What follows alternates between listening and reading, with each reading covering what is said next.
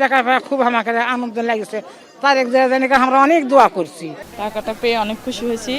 এই বিকাশে ঢুকছে আর কি, আমার পার্সোনাল বিকাশ। এটা খুশি লাগিচ্ছে, টাকা 2500 আসছে, আর খুশি লাগিচ্ছে।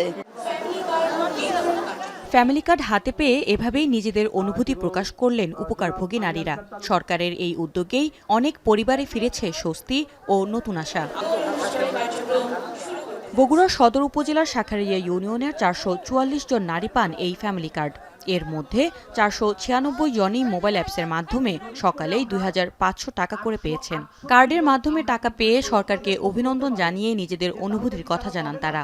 আমি টাকা পানো, আমি টাকা জড়ো করে কিছু খামো, আর কিছু দিয়ে আমি কিছু না হয় উন্নতি করবো। 2500 টাকা পাইছি, আলহামদুলিল্লাহ অনেক ভালো লাগতেছে।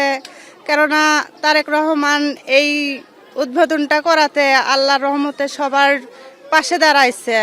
খুলনাতেও আনুষ্ঠানিকভাবে উদ্বোধন করা হয়েছে ফ্যামিলি কার্ড কার্যক্রম। আগামীর অগ্রগতির ভিত্তি আনোয়ার ইস্পাত, স্ট্রংগেস্ট স্টিল সিন্স 1978। প্রথম দিনে 4252টি পরিবারের হাতে তুলে দেয়া হয়েছে ফ্যামিলি কার্ড। উপকারভোগী নারী প্রধান পরিবারগুলো বলছে, এমন উদ্যোগ তাদের স্বাবলম্বী হতে সহায়তা করবে। বিশেষ করে কর্মহীন হয়ে পড়া অনেক পরিবারের জন্য এটি বড় সহায়তা।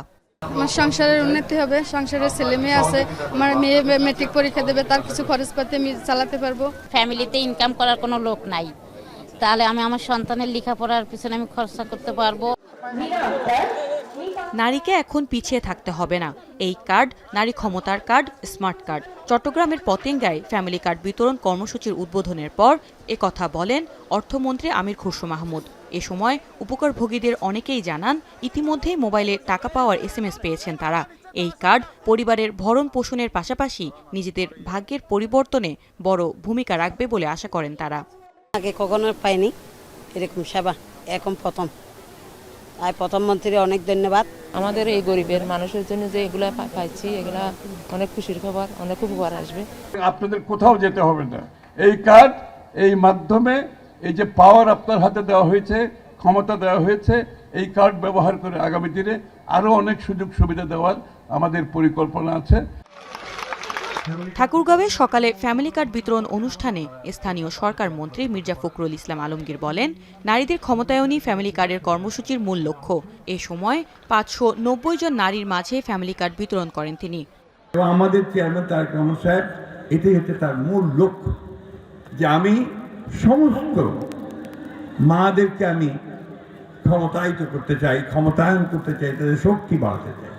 নারীর হাতে পৌঁছাচ্ছে সহায়তার ফ্যামিলি কার্ড। সরকার বলছে, ধাপে ধাপে দেশের আরও পরিবারকে আনা হবে এই সুবিধার আওতায়। এখন ফ্যামিলি কার্ড গ্রহণ করবেন সুরাইয়া আক্তার, এখন।